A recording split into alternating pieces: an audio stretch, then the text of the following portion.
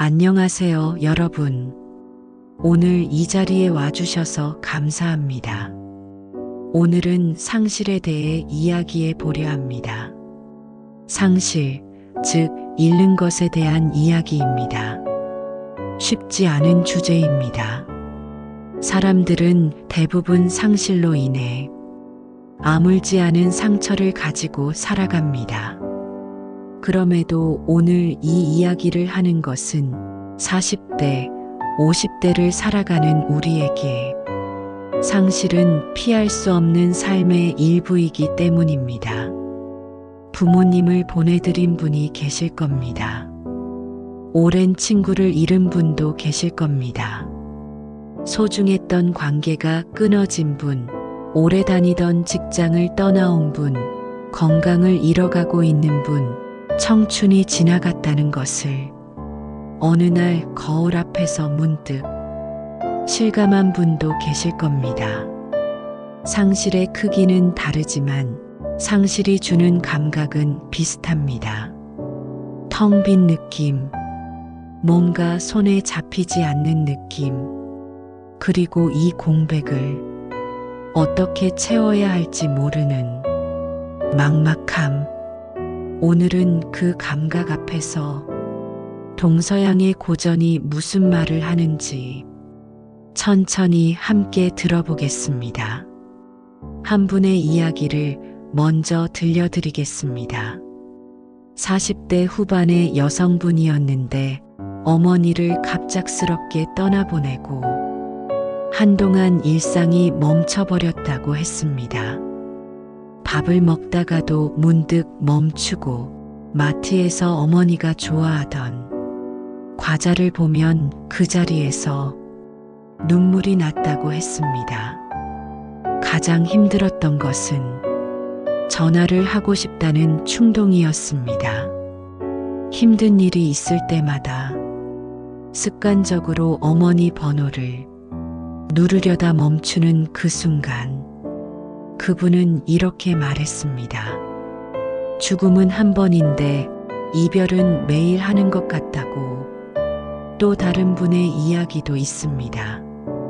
50대 초반의 남성분으로 20년 넘게 다닌 회사에서 희망퇴직을 하게 됐습니다. 그분에게 그 회사는 단순한 직장이 아니었습니다. 젊음을 바친 곳이었고 정체성의 일부였습니다. 그분이 가장 힘들었던 것은 경제적인 것이 아니었습니다. 아침에 일어나 갈 곳이 없다는 것, 나는 이제 누구인가 라는 질문이 머릿속에서 떠나지 않는 것이었습니다. 우리가 잃는 것은 사람만이 아닙니다. 관계를 잃고 직업을 잃고 건강을 잃고 때로는 꿈을 잃고 젊음을 잃습니다.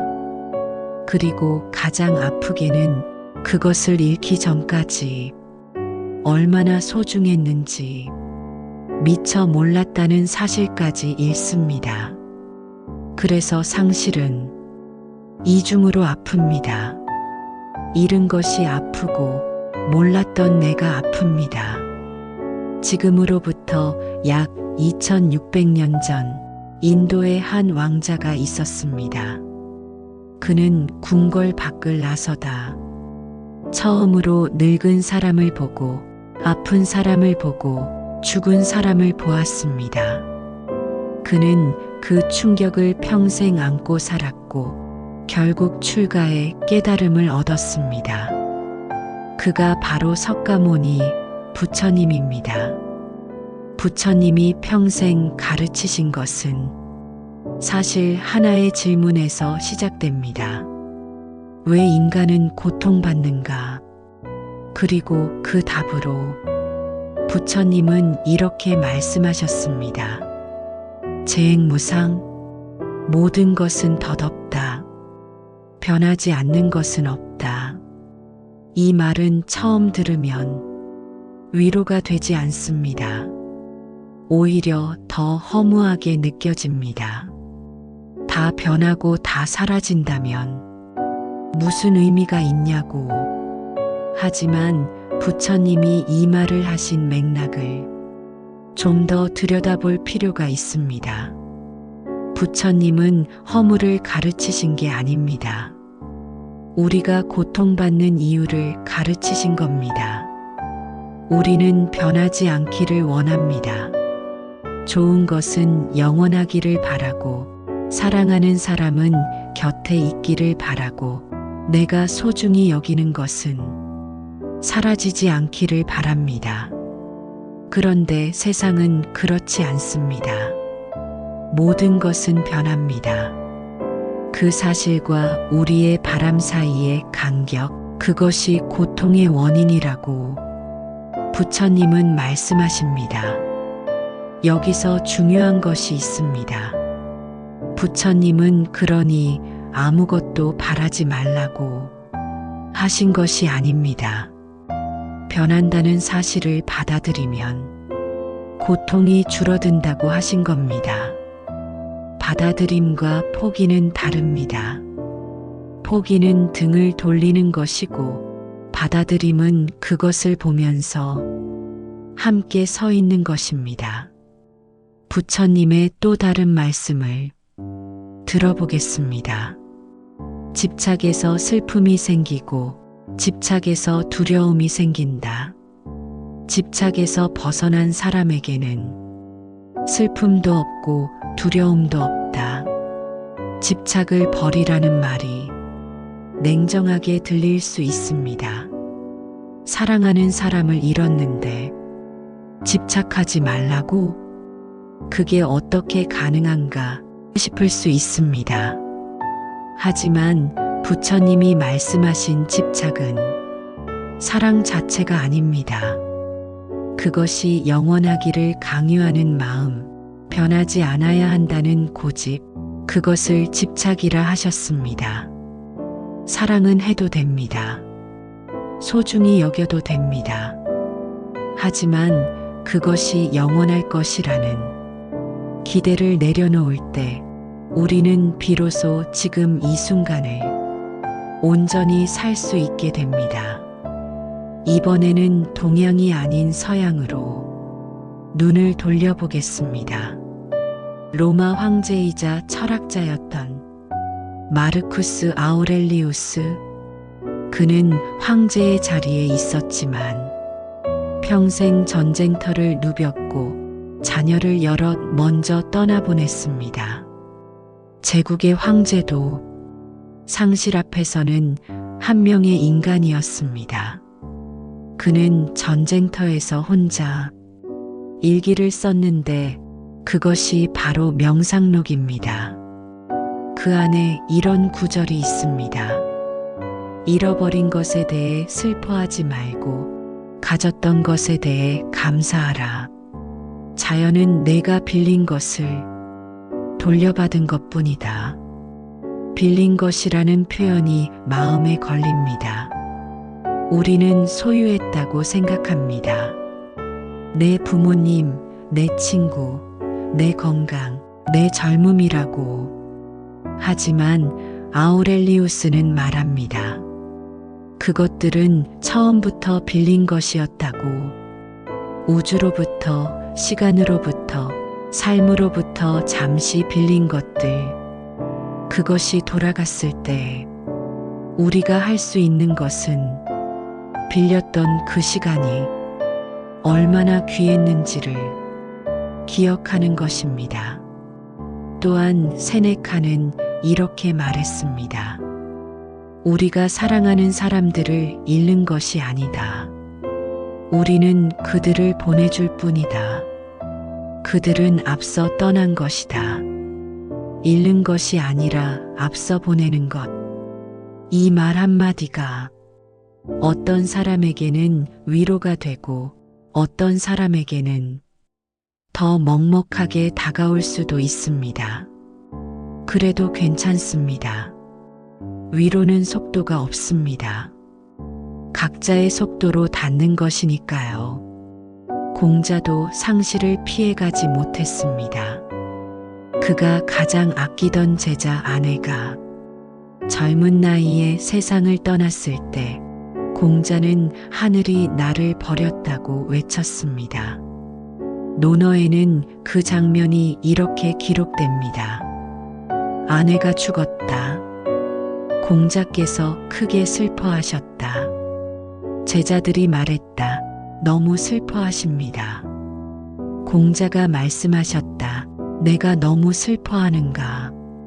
이 사람을 위해 슬퍼하지 않는다면 누구를 위해 슬퍼하겠는가? 이 장면이 저는 참 좋습니다.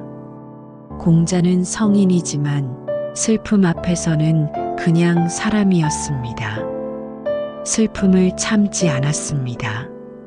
제자들이 말렸어도 너무 슬퍼하는 것이냐고 되물으며 그 슬픔을 온전히 표현했습니다.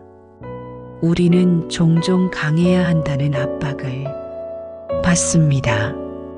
특히 40대, 50대 남성분들은 더욱 그렇습니다. 아버지가 돌아가셨는데도 장례식장에서 울지 않으신 분, 가장이니까, 형이니까 강해야 한다는 말을 들으며 슬픔을 눌러두신 분, 공자가 말합니다. 슬플 때 슬퍼하는 것은 약한 것이 아닙니다. 그것은 사랑의 증거입니다. 그렇다면 우리는 상실 앞에서 어떻게 서 있어야 할까요? 오늘은 4가지 태도를 함께 이야기해 보겠습니다. 이것은 처방이 아닙니다. 다만 수천 년 동안 인간이 상실을 통과해온 방식 중에서 조금이나마 도움이 될 수 있는 이정표들을 나눠드리는 것입니다. 우리 사회는 슬픔의 기한을 답니다. 장례를 치르고 사흘이 지나면 일상으로 돌아가야 합니다. 사무제가 끝나면 출근을 해야 하고 주변 사람들은 이제 괜찮냐고 묻습니다. 시간이 약이라는 말을 듣고 잊어야 한다는 말을 듣습니다. 하지만 슬픔은 그렇게 작동하지 않습니다. 슬픔을 억누를수록 그것은 다른 곳에서 터집니다. 이유 모를 분노로, 이유 모를 무기력으로, 이유 모를 눈물로. 부처님은 이렇게 말씀하셨습니다. 흐르는 물을 막으면 둑이 무너진다. 슬픔도 그러하다. 흘러가도록 두어야 한다. 슬픔을 충분히 슬퍼하는 것은 약한 것이 아닙니다. 그것은 그 사람을, 그 시간을, 그 소중함을 제대로 인정하는 것입니다. 울어도 됩니다. 보고 싶다고 말해도 됩니다. 아직 못 잊겠다고 말해도 됩니다. 슬픔에는 잘못된 속도가 없습니다. 단 한 가지 부탁드리고 싶은 것은 슬픔을 혼자 안고 있지 마시라는 겁니다. 누군가에게 말하는 것, 일기에 쓰는 것, 그것으로도 슬픔이 흐를 수 있습니다. 슬픔은 표현될 때 비로소 조금씩 가벼워집니다. 아우렐리우스가 말했습니다. 잃어버린 것에 슬퍼하기보다 가졌던 것에 감사하라고. 이 말은 쉽게 들리지만 실제로 하기는 매우 어렵습니다. 상실의 고통이 생생한 순간에는 감사가 떠오르지 않습니다. 그래서 이것은 시간이 지난 뒤에 천천히 해볼 수 있는 것입니다. 한 가지 방법을 드리겠습니다. 노트 한 권을 준비하세요. 그리고 잃은 것에 대해서가 아니라 그것과 함께했던 순간들을 씁니다. 어머니와 마지막으로 함께 먹었던 밥, 그분이 좋아하시던 노래, 전화를 끊을 때마다 하시던 말투, 그 사람이 내 삶에 남긴 흔적들. 이것을 쓰는 동안 처음에는 더 슬플 수도 있습니다. 하지만 시간이 지나면 그 노트가 위로가 됩니다. 그 사람이 내 삶에 존재했다는 증거가 되기 때문입니다. 잃은 것은 사라진 게 아닙니다. 형태가 바뀐 것입니다. 기억 속에, 습관 속에, 내가 무의식 중에 하는 행동 속에 그 사람은 여전히 있습니다. 50대 한 분이 이런 말을 한 적이 있습니다. 아버지가 돌아가신 뒤에야 내가 아버지를 얼마나 닮았는지 알게 됐다고. 걷는 방식, 웃는 소리, 화가 났을 때 참는 방식까지 그분은 말했습니다. 아버지는 내 안에 살아계신다고.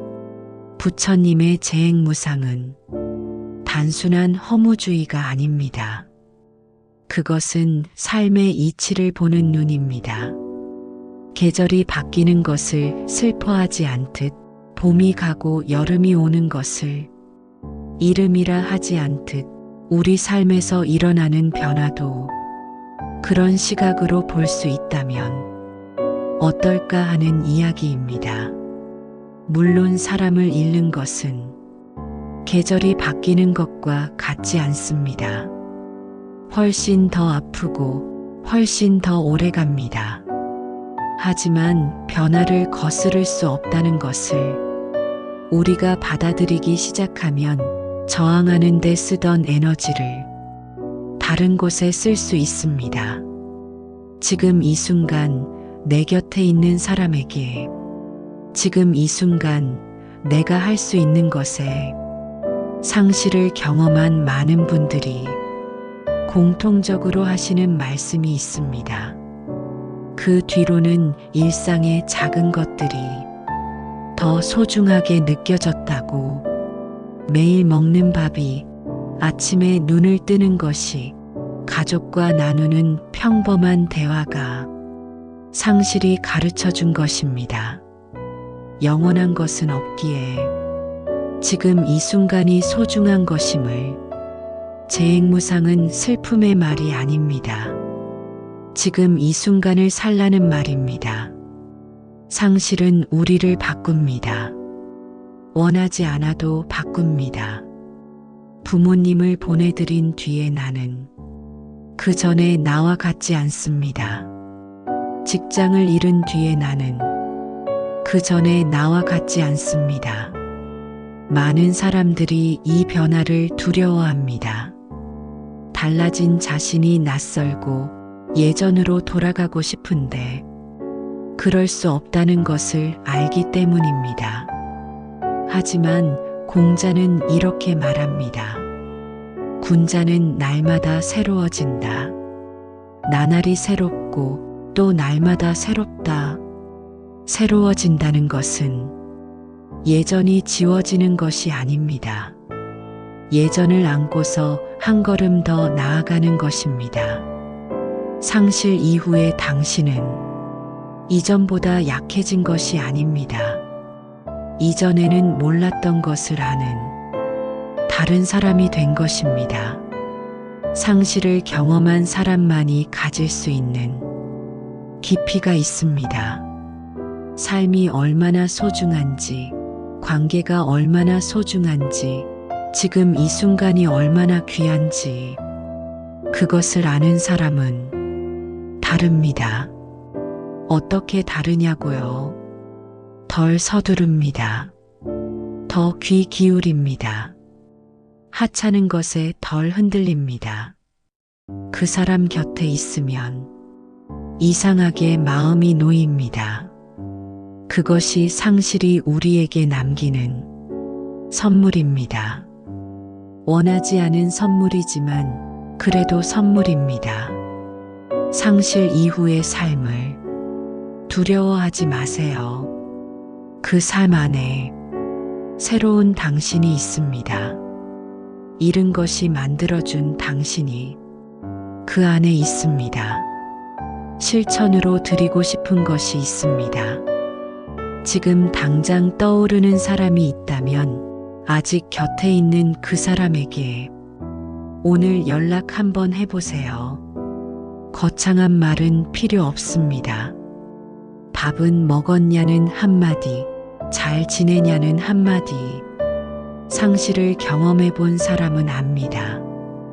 그 한마디가 얼마나 큰지를. 나중에 하려고 미뤄둔 말이 있다면 오늘 하십시오.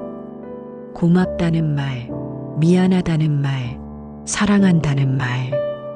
그 말이 필요한 순간은 반드시 오는데 그 순간이 왔을 때 이미 늦는 경우가 있습니다. 상실이 가르쳐준 가장 큰 것은 이것입니다. 나중은 없을 수 있다는 것. 지금이 그 순간이라는 것.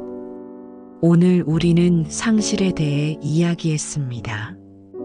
부처님의 재행무상, 아우렐리우스의 빌린 것, 세네카의 앞서 보낸 것, 그리고 공자의 슬픔. 이 모든 말들이 공통으로 가리키는 한 가지가 있습니다. 상실은 삶의 바깥에 있지 않습니다. 상실은 삶의 안에 있습니다. 그것을 피할 수 없고 그것을 없앨 수도 없습니다. 하지만 그것과 함께 살아가는 방법은 있습니다. 슬픔을 충분히 슬퍼하고 가졌던 것을 기억하고 변화를 받아들이고 새로운 나를 만나는 것.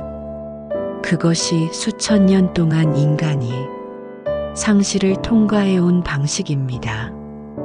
오늘 이 이야기가 아직 아물지 않은 상처 위에 조심스럽게 닿았으면 합니다. 억지로 위로가 되지 않아도 됩니다. 그냥 오늘 이 시간만큼은 혼자가 아니라는 것, 당신이 느끼는 것이 이상한 것이 아니라는 것, 그것만 가져가시면 됩니다. 마지막으로 부처님의 말씀 하나를 말씀드리겠습니다. 고통은 확실하다. 하지만 고통받는 자는 선택할 수 있다. 고통을 없앨 수는 없습니다. 하지만 그 고통 앞에서 어떻게 설 것인지는 우리가 선택할 수 있습니다. 오늘 밤 잃은 것을 떠올리기 전에 가진 것을 한번 둘러보시길 바랍니다. 그리고 아직 곁에 있는 사람에게 따뜻한 말 한마디를 건네보세요. 감사합니다. 오늘 이 자리까지 함께 해주셔서 진심으로 고맙습니다. 지금까지 철학 클래스였습니다. 구독과 좋아요 해주시면 더욱 많은 인생 철학 이야기를 접하실 수 있습니다.